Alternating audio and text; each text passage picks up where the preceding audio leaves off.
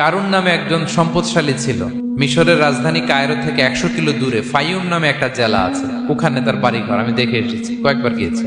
আল্লাহ বলেন, এই কারণকে আমি এত সম্পদ দিয়েছি, এত বেশি ছিল তার সম্পদ, সম্পদগুলো যে সে আলমারির ভিতরে রাখতো, ওই আলমারির যে চাবি হইতো, এই চাবিগুলোরে ওজন করার জন্য, কাঁধে নেওয়ার জন্য 10 জন পেশি শক্তি পুরুষ লাগতো।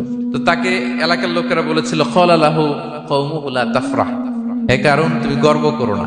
কারণ তাকে বলছিল মুসা আলাইহিস সালাম যাকাত দাও, সে বলতেছে আমি যাকাত দিব কেন, এই সম্পদ তো আমার। ইন্নামা উতিতুহু আলা ইলমিন ইনদি, আমি আমার বুদ্ধি খাটায় এই সম্পদ কামাইছি, আমার সম্পদ আমি খাবো, আমি যাকাত দিব কেন? আল্লাহ বলেন, ইন্নাল্লাহা লা ইউহিব্বুল ফারিহিন, কারণ তুমি অহংকার করলে আমি আল্লাহ অহংকারকে বরদাস্ত করি না, অহংকারীদেরকে আমি আল্লাহ পছন্দ করি না।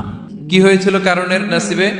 আল্লাহ বলেন, সে যখন অহংকার দেখালো, আমি কারুনকে আর কারুনের সব সম্পদ মাটির ভেতরে দাবিয়ে দিলাম মুহূর্তেই।